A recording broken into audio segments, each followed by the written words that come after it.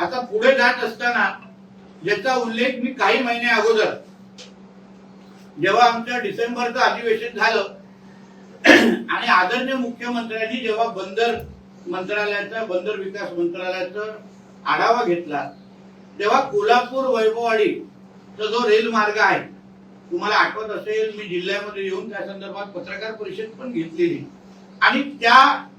बैठकीमध्ये झालेले जे इतिवृत्त आहे, ज्या अधिकृत पद्धतीने आमच्या सरकार दरबारी आहे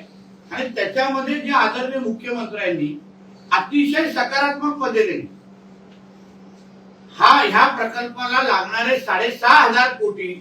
त्याच्यामध्ये निम्मा किंवा अर्ध खर्च आपला केंद्र सरकार करेल, उर्वरित अर्ध राज्य सरकार करेल, हा जो निर्णय आदरणीय मुख्यमंत्री साहेबांनी दिलेला त्याची अंमलबजावणी ह्या अर्थसंकल्पामध्ये होत असताना आपल्याला दिसते. म्हणजे नुसतं मुख्यमंत्री बैठक घेईपर्यंत थांबले नाही. आमच्या सगळ्यांच्या विनंतीवरून त्यांनी केंद्र सरकारशी ते बोलले, रेल्वे मंत्र्यांशी ते बोलले आणि राज्य सरकार 50% निधी देण्यासाठी तयार आहे, तुम्ही तुमचा 50% हिस्सा द्या असा आग्रह आदरणीय मुख्यमंत्री साहेबांनी केंद्र सरकारकडे केला आणि त्याचमुळे कालच्या अर्थसंकल्पामध्ये 3,000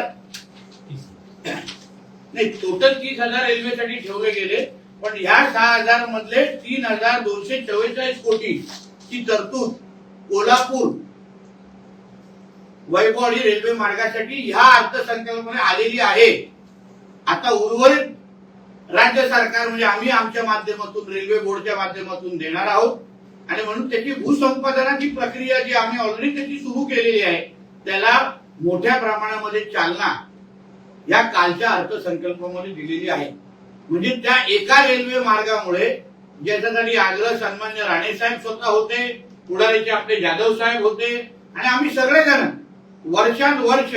ज्या रेल्वे मार्गासाठी आम्ही प्रयत्न करत होतो, ज्याच्यामुळे आमचा कोकण पश्चिम महाराष्ट्राशी जोडला जाईल, आमचा कोकण अन्य बंदरांमध्ये रेडीकडे बंदर येत आहे, आनंदवाडी बंदर आहे,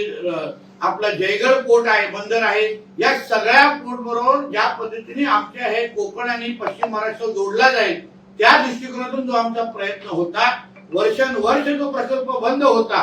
त्याला खऱ्या अर्थाने चालना या अर्थसंकल्पामध्ये दिलेली आहे. यासाठी आदरणीय मुख्यमंत्री साहेबांचं मी मनापासून आभार मानेन, आदरणीय पंतप्रधान साहेबांचा मनापासून आभार मानेन, कारण का खऱ्या अर्थाने आमच्या कोकणाच्या विकासाच्या दृष्टिकोनातून अतिशय महत्वाचा निर्णय घेतलेला आहे. याच्या अगोदर पण निर्णय म्हणजे आमचे सुरेश प्रभूजींनी प्रयत्न केलेले, अन्य लोकांनी प्रयत्न, पण खऱ्या अर्थाने आता नागपूरमध्ये घेतलेली ती बैठक आणि आज काल झालेल्या अर्थसंकल्पामध्ये तरतूद म्हणजे बोले तसे चाले,